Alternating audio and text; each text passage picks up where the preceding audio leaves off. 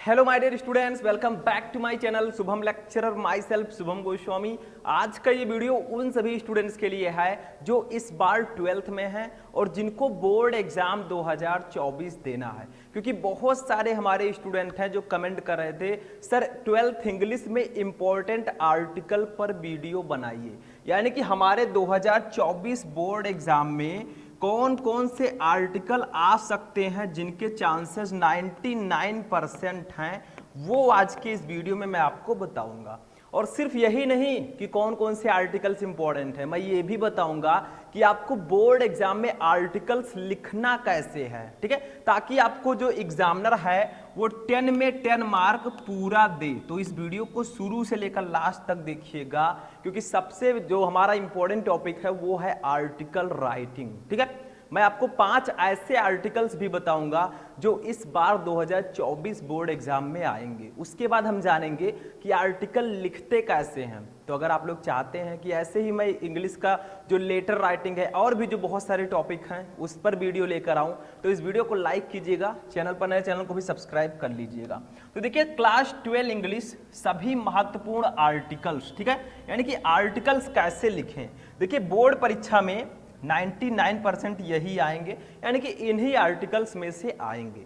अब भैया आर्टिकल लिखना आप सीखिए। मान लीजिए कोई अदर भी आता है, तो आपको अगर लिखना आता है तो आप बहुत आसानी से लिख देंगे और 10 में 10 नंबर पूरा लेकर आएंगे।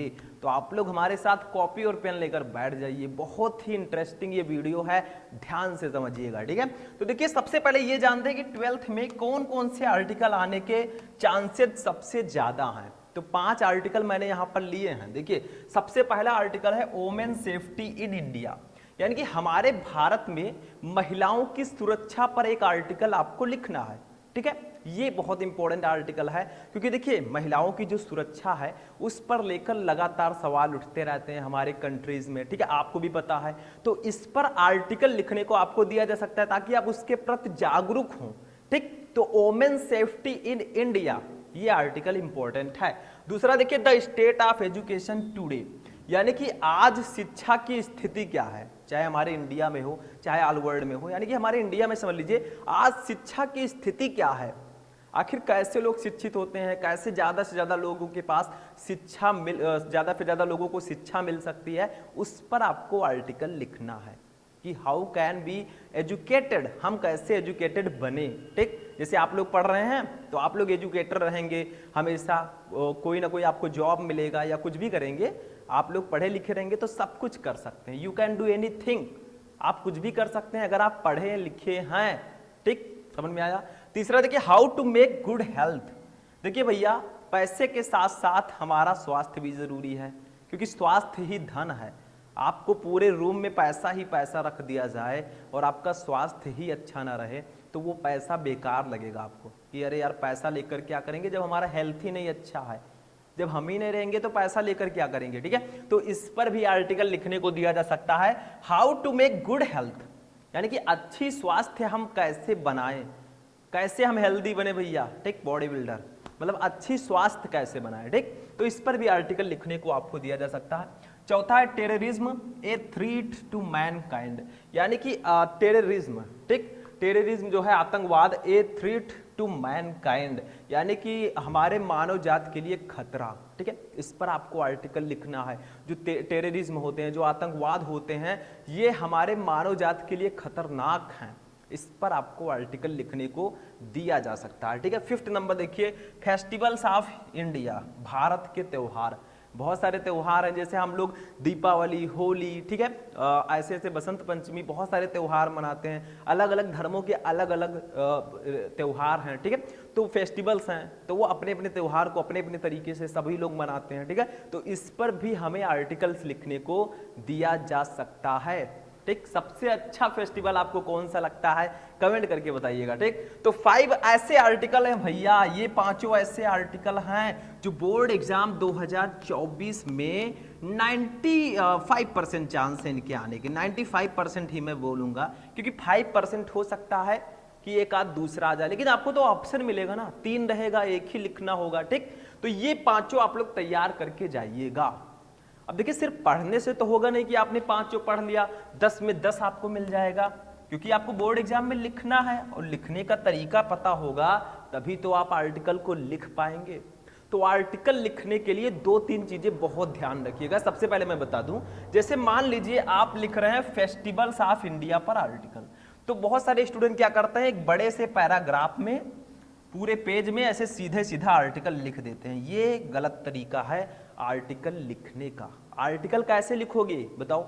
उसको आप पैराग्राफ वाइज लिखिए। जैसे देखिए फेस्टिवल्स ऑफ इंडिया, आपने अच्छा सा हेडिंग डाला, फिर आप क्या कीजिए, एक पैराग्राफ ऐसे आर्टिकल आप लिखिए, मतलब 5-6 लाइन 7 लाइन का, फिर दूसरा पैराग्राफ लिखिए, ठीक है ऐसे, फिर आपको तीसरा पैराग्राफ लिखना है नीचे ऐसे, ठीक। मतलब आपको पैराग्राफ वाइज आर्टिकल्स लिखने हैं। ऐसा नहीं है कि आपने फुल स्टॉप नहीं लगाया, आपने डायरेक्ट ऊपर से नीचे एकदम से ऐसे लिख दिया जैसे बुक में लिखा रहता है एकदम सीरियल, ठीक। ऐसा बिल्कुल नहीं करना है। आर्टिकल जब आप लिखें किसी टॉपिक पर तो सबसे पहले एक पैराग्राफ लिखें 6 से 7 लाइन का, फिर थोड़ा डिस्टेंस या 1 लाइन छोड़ के दूसरा पैराग्राफ आप लिखें, ठीक है, फिर तीसरा पैराग्राफ लिखें। मतलब 3-4 पैराग्राफ में आपको आर्टिकल्स लिखने हैं और पैराग्राफ वाइज लिखने हैं। ऐसा नहीं कि पूरे आर्टिकल को आपने सिर्फ एक ही पेज में और ऐसे एकदम लिख दिया, कहीं भी डिस्टेंस या गैप नहीं है। दैट्स अ रॉन्ग मेथड, ठीक है, ये गलत तरीका है। सही तरीका यही है कि जब भी आप आर्टिकल लिखें पैराग्राफ वाइज लिखें। लेकिन मैंने भी तो बता दिया है कि भैया ऐसे लिखो। अब लिखकर कौन समझाएगा? मैं ही समझाऊंगा, क्योंकि आपका भाई अभी जिंदा है, टेंशन मत लो। सबको टॉपर बनाएंगे और अब की बार इंग्लिश में सबको 95% प्लस दिलाएंगे, यानी कि 100 में 95 प्लस, ठीक है, सबको दिलाएंगे। बस हमारे साथ आप लोग बने रहिए, क्योंकि मैंने बताया है जितने भी हमारे 12th वाले स्टूडेंट हैं उनके लिए पूरी व्यवस्था की गई है, सारी व्यवस्थाएं। आपको हमारा ऐप भी मिल गया प्ले स्टोर पे, शुभम लेक्चरर, ठीक है, वहां पे आपको बैच भी मिल गया। अब जिन्होंने ज्वाइन कर लिया वो अच्छे से तैयारी कर रहे हैं, उनका 95 प्लस का सपना तो पूरा होगा ही होगा। जिसने नहीं ज्वाइन किया है भैया जाकर ज्वाइन करो, क्योंकि नहीं ज्वाइन करोगे तो बाद में खुद ही पछताओगे। अब बहुत सारे स्टूडेंट कहेंगे अरे सर कहाँ है ऐप, कैसे ज्वाइन करें? तो भैया ऐप तो हमारा है, आप लोग नंबर हमारा लिख लीजिए 9918332305, ठीक है, ये मेरा कांटेक्ट नंबर है, इस पर आप मुझे कांटेक्ट कर सकते हैं। आपको ऐप के बारे में, बैच के बारे में, कैसे तैयारी करना है, कैसे टॉपर बनना है, सब कुछ बताया जाएगा। नंबर लिख लीजिएगा, मुझसे कांटेक्ट कर लीजिएगा, क्योंकि आप लोगों के लिए मैं 24 घंटा अवेलेबल हूँ, ठीक। तो इतनी चीजें समझ में आ गई, how to make 95% in 12th English, ठीक। तो ये हमारा फर्स्ट मेथड है कि पहले आर्टिकल्स लिखते कैसे हैं। तो मैंने आपको इंपॉर्टेंट आर्टिकल्स तो बता दिया, आर्टिकल लिखते कैसे हैं, पैराग्राफ वाइज लिखिए, थोड़ा बेटर लगे देखने में, अच्छा सा, ठीक है, क्योंकि जितना सुंदर दिखने में लगेगा, जितना अच्छा आप लिखे रहेंगे, प्रेजेंटेशन किए रहेंगे, एग्जामिनर फुल में फुल मार्क्स आपको देगा, ठीक। ये चीज ध्यान रखिएगा। अब हम लिखेंगे फेस्टिवल्स ऑफ इंडिया पर आर्टिकल। आखिर फेस्टिवल्स ऑफ इंडिया पर आर्टिकल कैसे लिखें, एक एग्जाम्पल मैं ले रहा हूं और मैं आपको आर्टिकल लिखकर भी बताऊंगा, ठीक है, क्योंकि आधा अधूरा ज्ञान होता है हानिकारक। समझ में आया? तो आपको आधा अधूरा ज्ञान मैं नहीं दूंगा। मैंने इंपॉर्टेंट आर्टिकल बता दिया, लिखने का तरीका बता दिया, अब लिखते कैसे हैं वो भी मैं ही बताऊंगा। देखिए ये आपका है फेस्टिवल्स ऑफ इंडिया, ऐसे एक सुंदर सा हेडिंग डालेंगे अपनी कॉपी में, जो क्वेश्चन होगा ऐसे लिख दीजिएगा, आंसर ऑफ क्वेश्चन 2, ठीक, ऐसे लिख देना है, 2 नंबर क्वेश्चन है तो आपको पहले हेडिंग डाला फेस्टिवल्स ऑफ इंडिया। देखिए इसको मैंने 2-3 पैराग्राफ में लिखा है। फर्स्ट पैराग्राफ ये है, दूसरा ये है एंड तीसरा ये है, ठीक है, 3 पैराग्राफ में मैंने इस आर्टिकल को लिखा है। ऐसे ही आपको भी लिखना है। देखिए कैसे लिखोगे, देखिए festivals of India are the periods of celebration, यानी कि फेस्टिवल्स ऑफ इंडिया जो भारत के त्योहार हैं, आर द पीरियड वो काल हैं, यानी कि समय हैं, ऑफ सेलिब्रेशन यानी कि उत्सव के। तो जो भारत के त्योहार हैं वो उत्सव का काल है। जैसे जब त्योहार आता है भैया तो हम लोग कितने खुश होते हैं, उसको अच्छे से सेलिब्रेट करते हैं, वही चीज यहाँ पर बताया गया। जो भारत के त्योहार हैं वो उत्सव के समय है, मतलब वही हमारा सेलिब्रेशन का समय होता है। हम लोग इंतजार करते रहते हैं, अरे भैया नवंबर आने वाला है, दिवाली आएगी, ठीक है, ऐसे सोचते हैं मार्च आएगा, होली आएगी, ऐसे ऐसे आप लोग जो भी जिस धर्म से हैं आप लोग अपने अपने त्यौहार का इंतजार बहुत ही उत्सुकता के साथ करते हैं, और जब त्यौहार आ जाता है तो बहुत अच्छे से सेलिब्रेट करते हैं। और हमने देखा है बहुत सारे ऐसे त्यौहार हैं जो आज खोते जा रहे हैं, अभी आगे मैं बताऊंगा। देखिए जो त्यौहार है वो भारत में उत्सव का काल है, मतलब वो हमारे लिए खुशियां लाता है। They play an important role in the life of Indian people.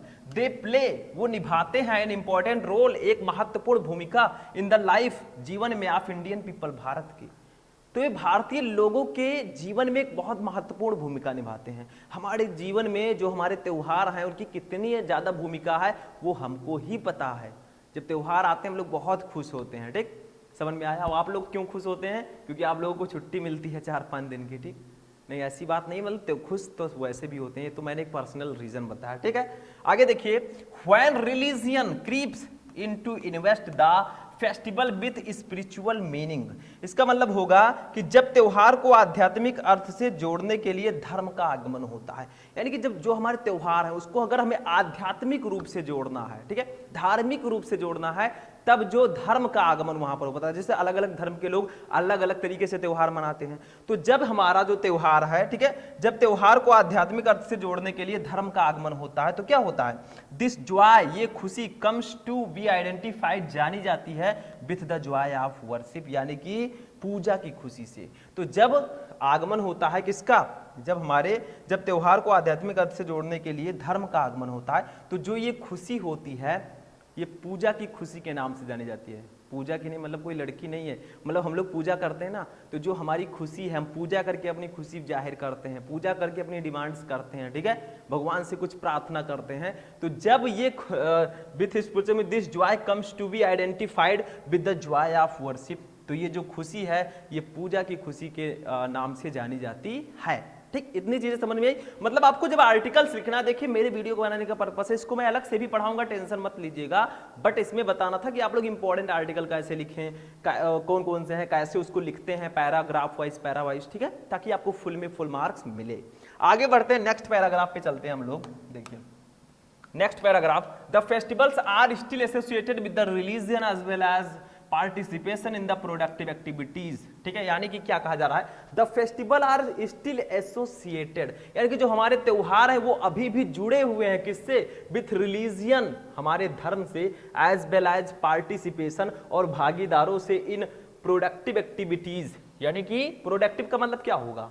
उत्पादन गतिविधियों से। प्रोडक्ट का मतलब होता है उत्पाद, प्रोडक्टिव का मतलब होता है उत्पादक, ठीक है, तो उत्पादक गतिविधियों से। इनका मतलब है कि जो हमारे त्योहार हैं वो अभी भी हमारे धर्म के साथ साथ प्रोडक्टिव एक्टिविटीज, यानी कि उत्पादक गतिविधियों के भागीदारों के साथ साथ, and with the season of the year.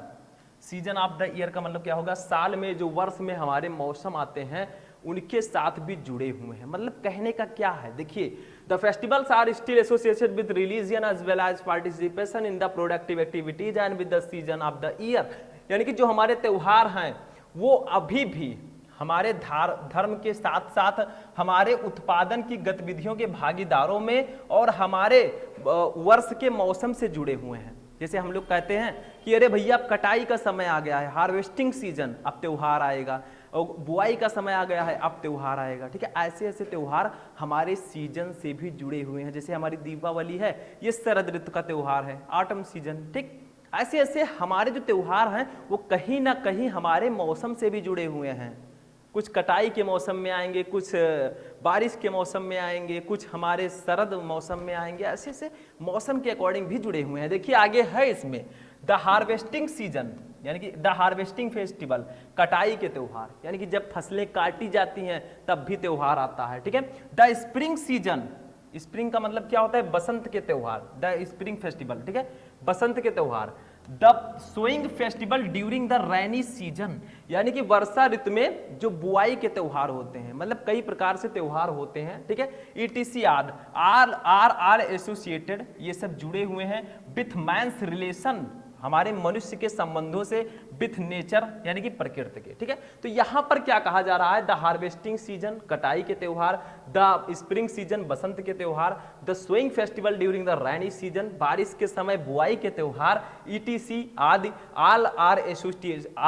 All associated, ये सभी संबंधित हैं या जुड़े हुए हैं with man's relation with nature, यानी कि मनुष्य के संबंधों और प्रकृति के साथ, ठीक है। तो कहा गया है कि जो कटाई के त्योहार होते हैं, बसंत के त्योहार होते हैं और बारिश के समय जो बुआई के त्योहार होते हैं, ये कहीं ना कहीं हमारे हमारे प्रकृति के साथ साथ मनुष्य से भी संबंधित हैं, मनुष्य के संबंधों से भी जुड़े हुए हैं, यानी कि हमारे रिलेशन से जुड़े हुए हैं कि भैया कटाई के समय ये त्यौहार आता है, जब हम धान या किसी की खेती करते हैं, बुआई करते हैं तो ये त्यौहार आता है। ऐसे ऐसे मौसम के से भी कहीं ना कहीं ये जुड़े हुए हैं, कहीं ना कहीं इनका पार्टिसिपेशन भी है। आगे देखिए, even our Durga Puja, even हमारी जो दुर्गा पूजा आती है, दुर्गा माता जी की पूजा की जाती है, तो इवन आवर दुर्गा पूजा, हमारी दुर्गा पूजा भी एंड दिवाली और Diwali are autumn festival. Autumn का मतलब क्या होता है? शरद त्योहार हैं, ये सब शरद ऋतु के त्योहार हैं। तो हमारी दुर्गा पूजा और दीपावली भी शरद ऋतु के त्योहार हैं, ठीक है।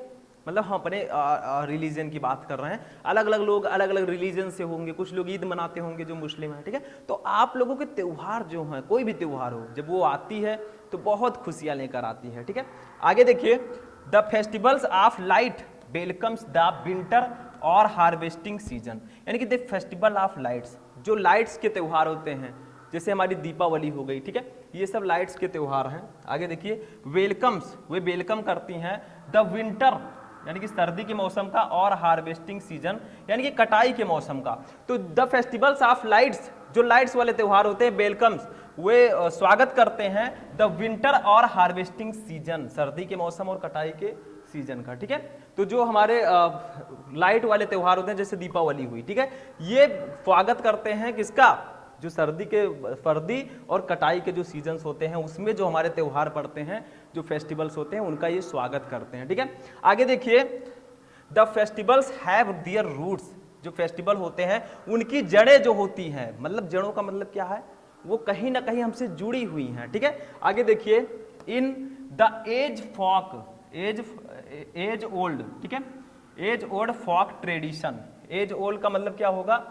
एज ओल्ड का मतलब होगा जो सदियों पुरानी, ठीक है, फॉक ट्रेडिशन, लोक परंपराएं हैं, एंड दियर इम्पल्सेस, और एंड द इम्पल्सेज, एंड जो आवेग हैं ऑफ द कॉमन मैन, हमारे कॉमन मैन की, ठीक है। इनका मतलब है the festival have their roots in the age old folk tradition and the impulse of the common man, ठीक है। यानी कि जो हमारे त्यौहार हैं, जो त्योहारों की जड़ें हैं, वो कहीं ना कहीं हमारी पुरानी लोक परंपराओं से, और जो हमारी आवेग हैं उससे, हमारे जो कॉमन मैन की आवेग हैं उससे जुड़ी हुई हैं, ठीक है। इम्पल्स, हमारे रग रग में हमारे त्यौहार जो हैं वो बसे हुए हैं, ठीक। तो ये इनका कहना है, ठीक। तो इसको आप लोग समझ गए होंगे। ये वाला भी एक पैराग्राफ और है, उसको भी समझते हैं।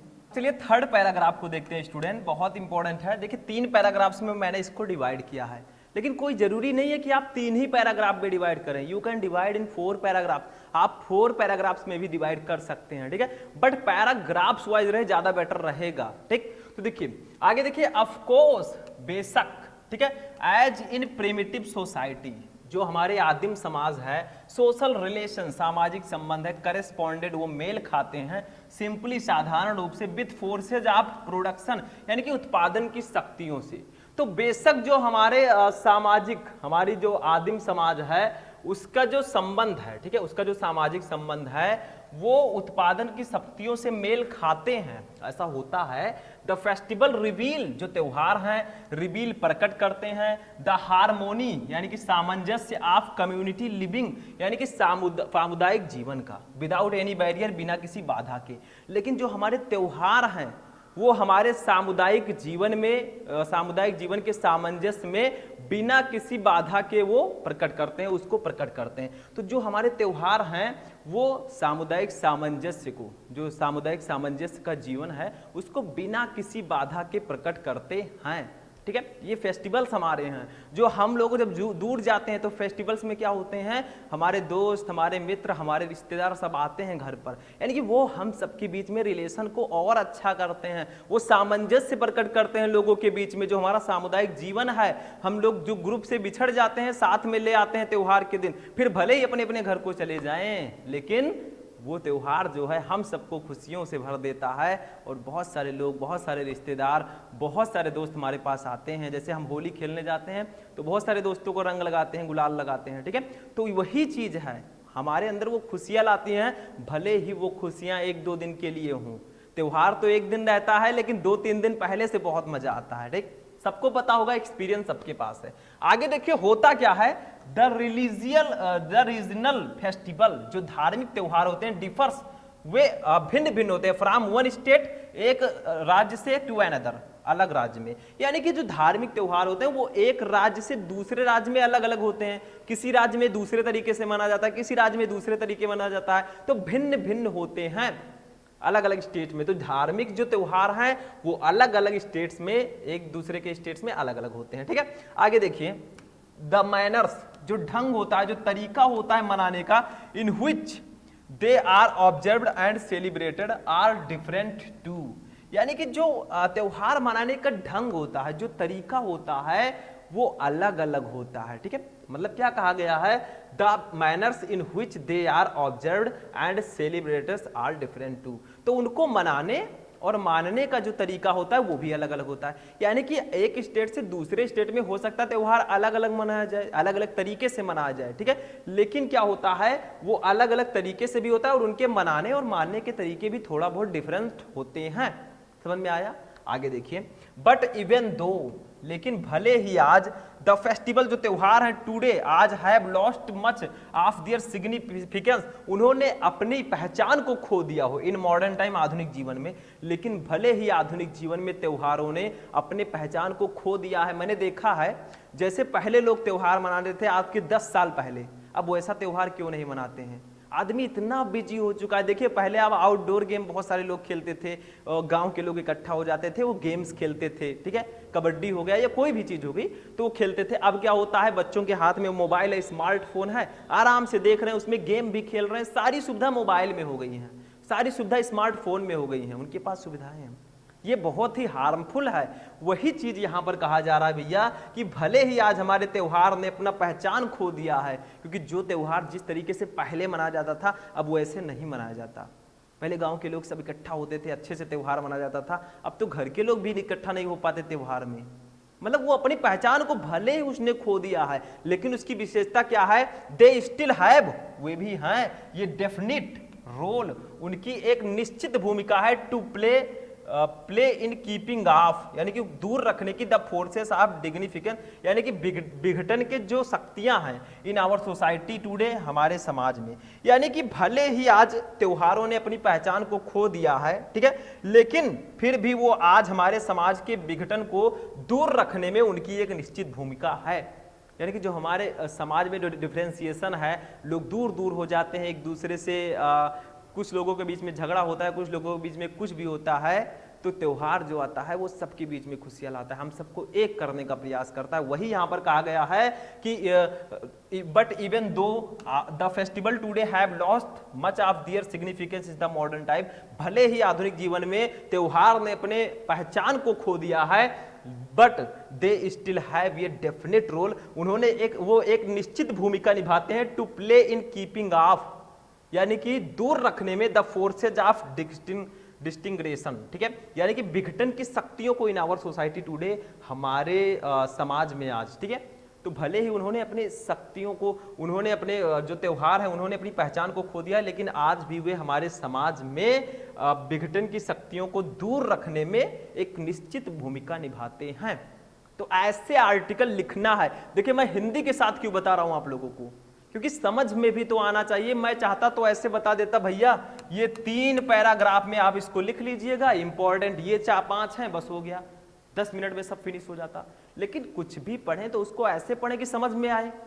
आप देखकर वीडियो चले गए, कुछ समझ में नहीं आए, फायदा क्या है, ठीक है। तो उसको जो भी पढ़े उसका मीनिंग होना चाहिए, एक मीन होना चाहिए। तो क्लास 12 में ये 5 आर्टिकल सबसे ज्यादा इंपॉर्टेंट हैं, ये मैंने आपको बताया सबसे ज्यादा इंपॉर्टेंट। आर्टिकल लिखते कैसे हैं, पैराग्राफ वाइज आप लिखें, बेटर रहेगा। आर्टिकल्स मैंने एक टॉपिक पर लिखकर बताया। अब जो टॉपिक मैंने बताया ये सब आर्टिकल इंपॉर्टेंट है, इस पर भी मैं आर्टिकल लेकर आऊंगा, नो टेंशन भैया, ठीक। तो इस तरह से लिखोगे आर्टिकल, तो भैया अब की बार आर्टिकल में हमें 10 में 10 पूरे मिलेंगे, ठीक। तो ये था हमारा बहुत ही इंटरेस्टिंग और इंपॉर्टेंट वीडियो। आई होप कि आप सभी को बहुत अच्छे से समझ में आया होगा। तो चलिए मिलते हैं हम किसी नेक्स्ट वीडियो में नेक्स्ट टॉपिक के साथ, तब तक के लिए जय हिंद।